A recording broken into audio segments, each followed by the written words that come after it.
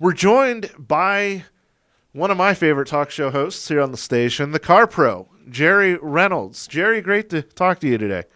Hey, good morning, Robert. How are you doing, my friend? Doing really good. Jerry Reynolds, of course, is the host of the Car Pro, and you hear the Car Pro show with Jerry and Kevin McCarthy every Saturday from 11 to 2 on News Talk 790 KFYO. And if you haven't had a chance to go online to Jerry's website, carprousa.com, you're missing out. You can see Jerry's car reviews, find the certified Car Pro dealers, and a whole lot more. And Jerry, you had a chance recently to test drive a brand new Lexus, one of their newer models.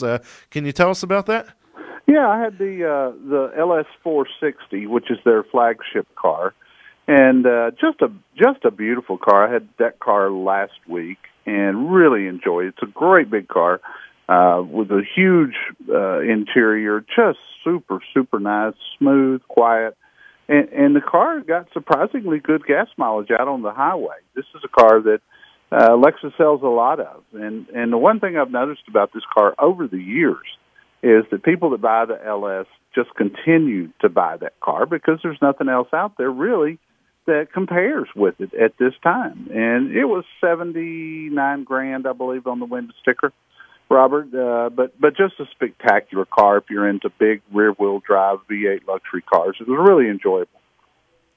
Wow, $79,000 on the price tag. Is that one of Lexus's more expensive models? It is their most expensive model, and it's their largest car.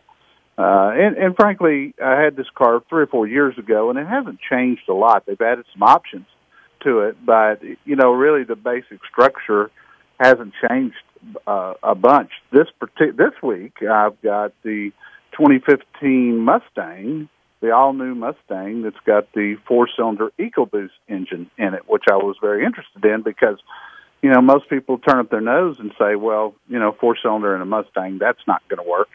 But when you get behind the wheel of this car and 310 horses kick in from that 4-cylinder engine, you figure out real quick, hey, this car's really something.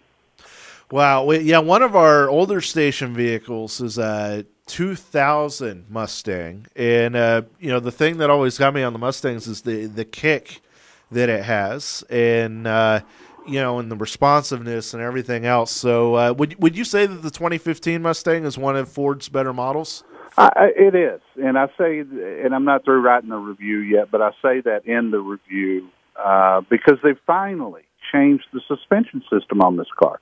It's got an independent rear suspension for the first time, and it totally changed the way the car rides and drives. You can get it in a 6-cylinder. You can also still, of course, get the big V8. But I'm going to tell you, it wasn't but a few years ago that I couldn't imagine getting 310 horses out of a 4-cylinder engine. But when it's powered by twin turbochargers, and when those twin turbochargers kick in, it'll pin you to the seat. It's amazing. Gosh, yeah, I'd love to get behind the wheel of that Mustang. Oh, they drive good. And 32 miles to the gallon out on the highway, not trying.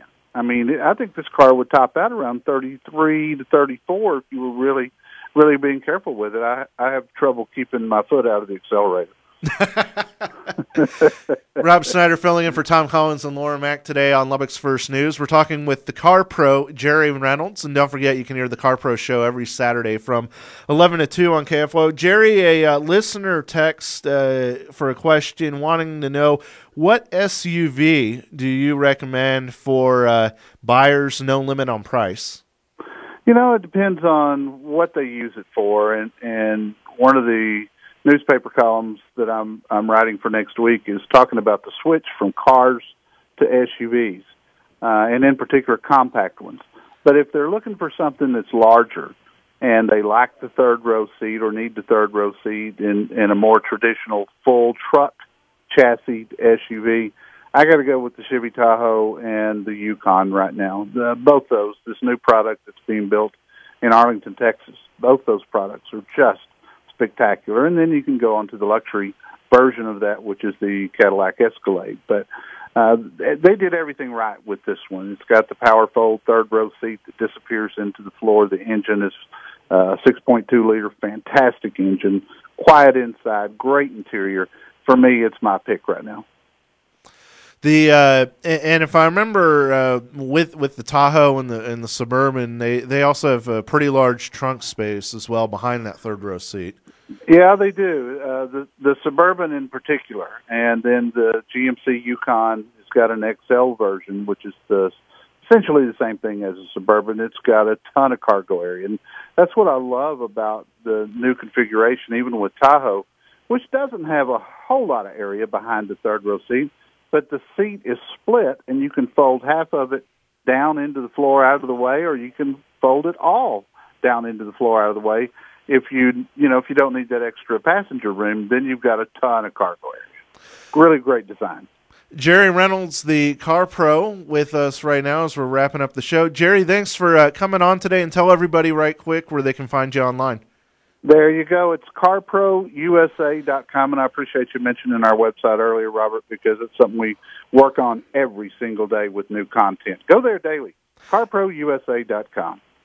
Jerry, thanks for joining us today, and we'll listen to you this Saturday at 11. I will be there, my friend. Have a great day. You too. Thanks, Jerry. Thank you, sir.